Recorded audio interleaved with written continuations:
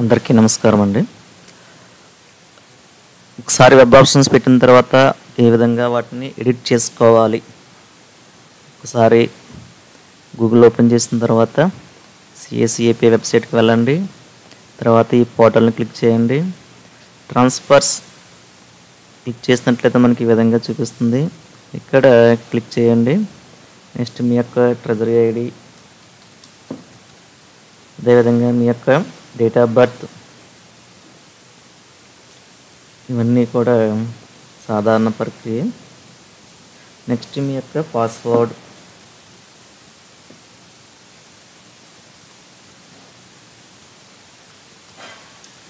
Next mandals లేదా divisions, మీకు ఏది నచ్చితే అది సెలెక్ట్ చేయండి. తర్వాత ఇక్కడ ఉన్నటువంటి క్యాప్చా కోడ్ని ఎంటర్ చేయండి.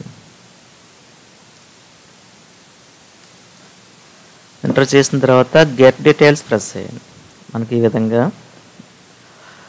డిస్ప్లే అవుతుంది. ఇక్కడ ఎందువల్ల అలా చూపిస్తుందంటే ఆల్రెడీ నేను ఒకసారి అప్లై చేయడం జరిగింది. మీరు ఫ్రెష్గా అప్లై చేసినట్లయితే ఫస్ట్ ఇక్కడ మండల్స్ కనిపిస్తాయి. ఈ మండల్స్ అన్నీ కూడా రైట్ సైడ్కి తీసుకెళ్ళిన తర్వాత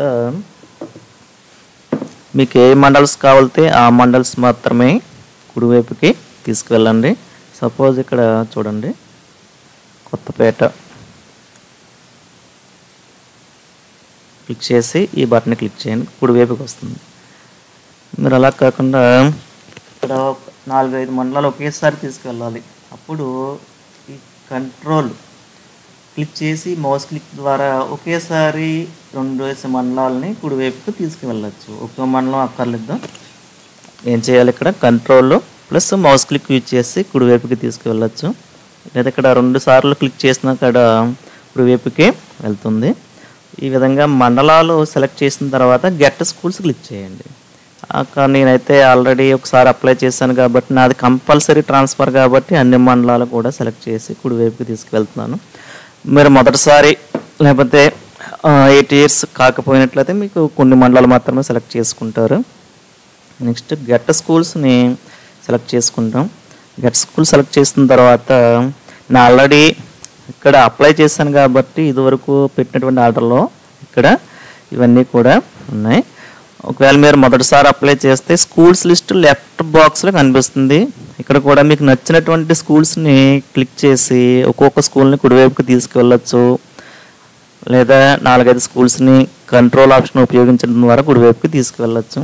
తర్వాత ఒక స్కూల్ని పైకి కిందకి ఏ విధంగా తీసుకువెళ్ళాలంటే స్కూల్ని క్లిక్ చేసి ఈ up and down buttons use చేసి పైకి కిందకి మూవ్ చేయొచ్చు.